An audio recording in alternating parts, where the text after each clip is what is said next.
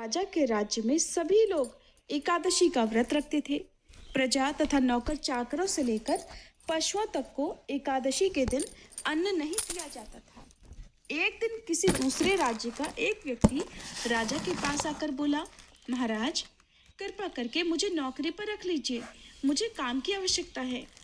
तब राजा ने उसके सामने एक शर्त रखी कि ठीक है, रख लेते हैं, किंतु रोज तो तुम्हें खाने को सब कुछ मिलेगा, पर एकादशी को अन्न नहीं मिलेगा। उस व्यक्ति को तो काम की आवश्यकता थी, इसलिए उस समय उसने हाँ कर ली। पर एकादशी के दिन जब उसे फलाहार का सामान दिया गया, तो वह राजा के सामने गिड़गिड़ाने लगा, कहने लगा, महाराज, इससे तो मेरा पेट नहीं भरेगा, मैं तो भूखा ही मर जाऊंगा, मुझे कृपा करके अन्न दे दीजिए। राजा ने उसे शर्त की बात याद दिलाई, पर वह था कि अन्न छोड़ने को तैयार ही नहीं हुआ। तब राजा ने उस पर तरस खाकर उसे आटा, दाल, चावल आदि दे दिए और वह हर दिन की तरह आज भी नदी पर पहुंचा और स्नान करके भोजन पकाने लगा। जब भोजन पक गया, तब वह भगवान को बुलाने लगा, पुकारने लगा, आओ भगवान, भोजन तैयार है। और उसके बुलाने पर पीतांबर धारण किए भगवान चतुर्भुज रूप में आ पहुंचे और प्रेम से उसके साथ भोजन करने लगे। भोजन आदि करके भगवान अंतर्ध्यान हो गए और वह अपने काम पर चला गया। 15 दिन के बाद अगली एकादशी को वह व्यक्ति फिर से राजा के पास जाकर कहने लगा, महाराज, अब की बार आप मुझे 2 गुना सामान दीजिएगा, उस दिन तो मैं भूखा ही रह गया था।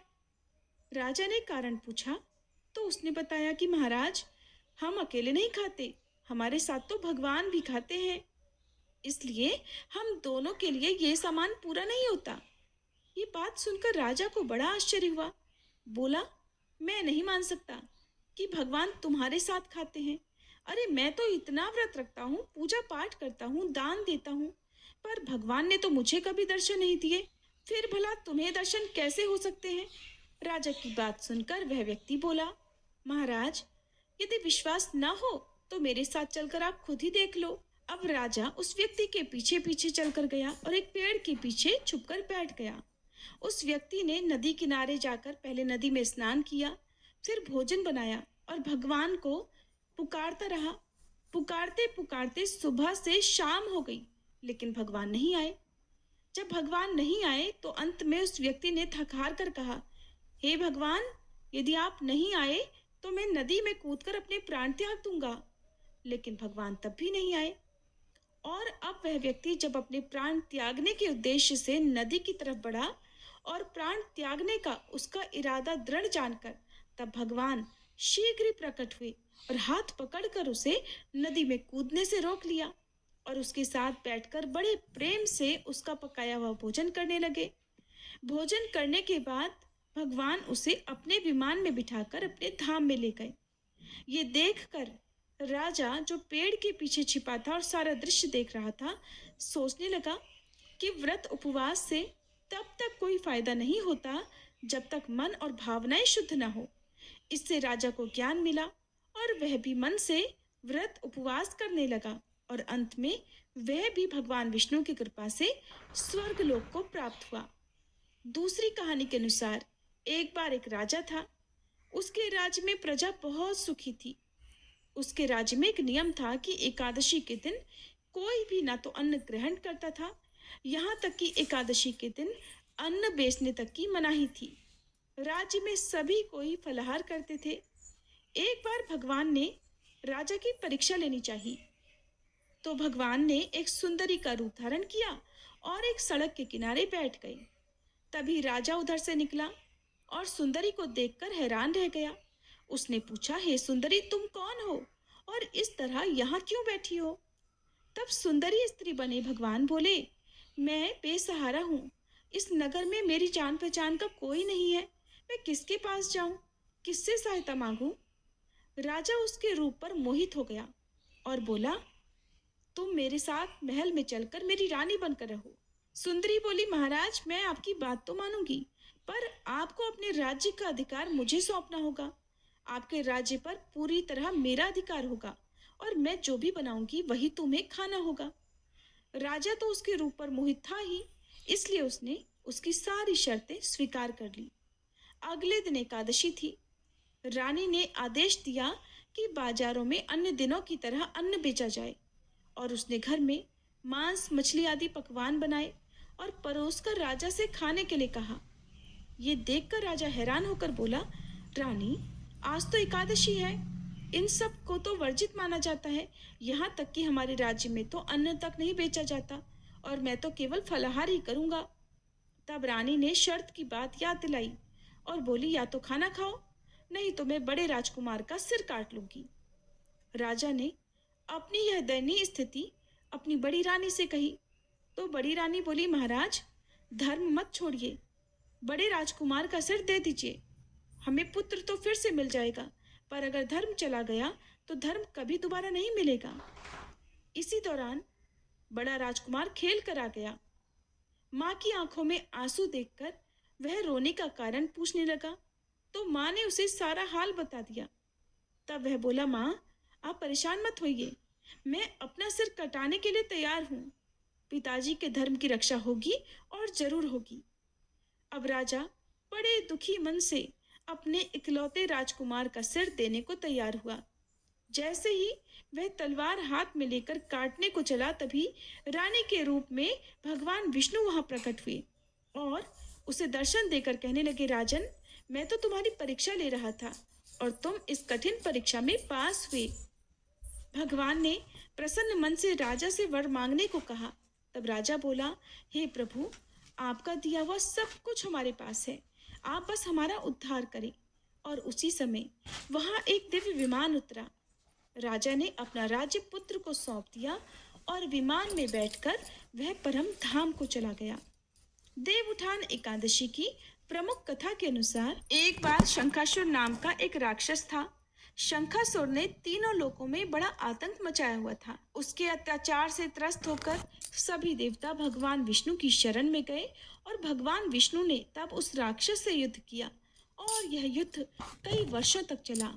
युद्ध में वह असुर मारा गया और इसके बाद भगवान विष्णु विश्राम करने चले गए। कार्तिक शुक्ला एकादशी के दिन भगवान विष्णु की निद्रा टूटी और सभी देवताओं ने तब भगवान विष्णु की पूजा की थी। शिव पुराण के अनुसार पौराणिक समय में दैत्यों का राजा दंभ हुआ करता था। वह बहुत बड़ा विष्णु भक्त था। कई सालों तक उसके यहाँ संतान न होने के कारण उसने दैत्य गुरु शुक्राचार्य को अपना गुरु बनाकर उनसे श्री कृष्ण मंत्र प्राप्त किया। वह मंत्र प्राप्त करके उसने पुष्कर सरोवर में घोर तपस्या की। भगवान विष्णु उसकी तपस्या से प्रसन्न हुए और उसे संतान प्राप्ति का वरदान दे दिया। भगवान विष्णु के वरदान से राजा दंभ के यहाँ एक पुत्र ने जन्म लिया। उस पुत्र का नाम शंखचूर्ण रखा गया। बड़ा होकर शंखचूर्ण ने ब्रह्मा जी को प्रसन्न करने के लिए पुष्कर में घोर तपस्या प्रारंभ कर दी। उसकी तपस्या से प्रसन्न होकर ब्रह्मा जी ने उसे वरदान मांगने को कहा। तब शंखचूर्ण ने वरदान मांगा कि वह हमेशा अजर अमर रहे और कोई भी देवता उसे न मार पाए। ब्रह्मा जी ने उसे यह वरदान दे दिया और कहा कि वह बद्रीवन जाकर धर्मध्वज की पुत्री तुलसी, जो कि तपस्या कर रही है, उससे विवाह कर ले। शंखचूर्ण ने वैसा ही किया और तुलसी के साथ विवाह के बाद सुखपूर्वक रहने लगा। उसने अपने बल से देवताओं, असुरों, दानवों, राक्षसों, गंधर्वों, नागों, किन्नरों, मनुष्यों तथा त्रिलोकी के सभी प्राणियों पर विजय प्राप्त कर ली। वह भगवान श्री कृष्ण का परम भक्त था। शंखचूर्ण के अत्याचारों से सभी देवता परेशान होकर ब्रह्मा जी की शरण में गए और ब्रह्मा जी ने उन्हें भगवान विष्णु के पास जाने की सलाह दी। भगवान विष्णु ने कहा, शंखचूर्ण की मृत्यु भगवान शिव के त्रिशूल से ही होगी, अतः आप उनके पास जाएं। तब भगवान शिव ने चित्ररथ नामक गण को अपना दूत बनाकर शंखचूर्ण के पास भेजा। चित्ररथ ने शंखचूर्ण को समझाया कि वह देवताओं को उनका राज्य लौटा दे, परंतु शंखचूर्ण ने मना कर दिया और कहा कि वह महेश्वर से युद्ध करना चाहता है। भगवान शिव को जब यह बात पता चली तो वे युद्ध के लिए अपनी सेना लेकर निकल पड़े। इस तरह देवताओं और दानवों में घमासान युद्ध हुआ, परंतु ब्रह्मा जी के वरदान अनुसार शंखचूर्ण को देवता हरा नहीं पाए। भगवान शिव ने शंखचूर्ण का वध करने के लिए जैसे ही अपना त्रिशूल उठाया, तभी आकाशवाणी हुई कि जब तक शंखचूर्ण के हाथ में श्री हरि का कवच है और इसकी पत्नी का सतीत्व अखंडित है, तब तक इसका वध असंभव है। आकाशवाणी सुनकर भगवान विष्णु वृद्ध ब्राह्मण का रूप धारण कर शंखचूर्ण के पास गए और उससे श्री हरि कवच दान में मांग लिया। शंखचूर्ण ने वह कवच बिना किसी संकोच के दान कर दिया। इसके बाद भगवान विष्णु शंखचूर्ण का रूप बनाकर तुलसी के पास गए। शंखचूर्ण रूपी भगवान विष्णु ने तुलसी के महल के द्वार पर जाकर अपनी विजय होने की सूचना दी। यह सुनकर तुलसी बहुत प्रसन्न हुई और पति रूप में आए भगवान का पूजन और रमण किया। ऐसा करते ही तुलसी का सतीत्व खंडित हो गया और भगवान शिव ने उधर युद्ध में अपने त्रिशूल से शंखचूर्ण का वध कर दिया। इधर जब तुलसी को पता चला कि वे उनके पति नहीं हैं बल्कि वे तो भगवान विष्णु हैं, तब क्रोध में आकर तुलसी ने कहा कि आपने छल पूर्वक मेरा धर्म भ्रष्ट किया है, मेरे पति को मार डाला है। अतः मैं आपको श्राप देती हूँ कि आप पाषाण होकर धरती पर रहें।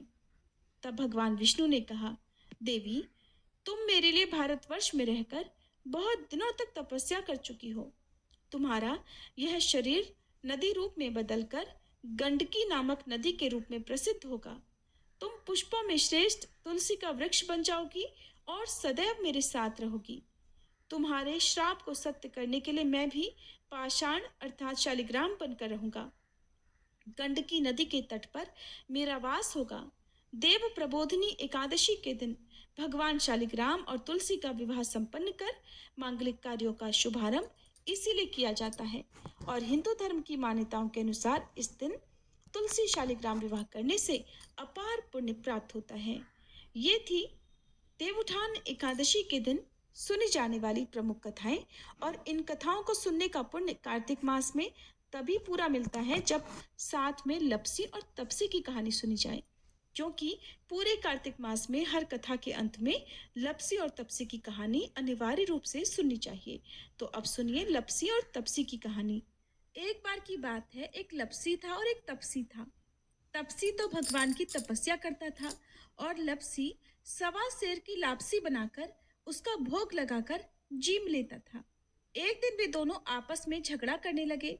लपसी बोला मैं बड़ा हूँ, तपसी बोला मैं बड़ा हूँ। इतने में ही देवर्षि नारद वहां आए और बोले तुम दोनों क्यों झगड़ा कर रहे हो।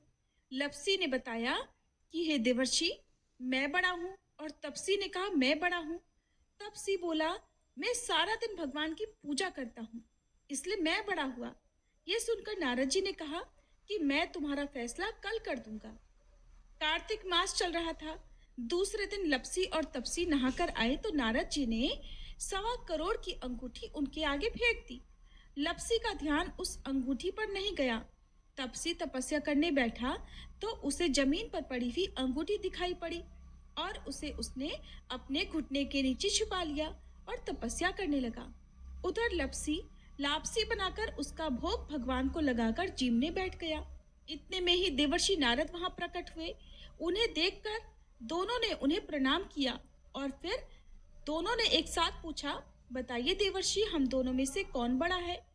फिर तपसी ने एक बार फिर कहा कि मैं बड़ा हूँ। लपसी हाथ जोड़कर खड़ा रहा।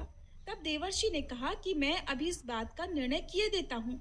फिर देवर्षि ने तपसी को इशारा किया और कहा कि तुम जरा अपना घुटना तो उठाओ। तब तपसी के घुटने के नीचे 1.25 करोड़ की अंगूठी निकली, जिसे देखकर नारद जी बोले, ये अंगूठी तूने चुराई है, तुझे तेरी तपस्या का फल नहीं मिलेगा।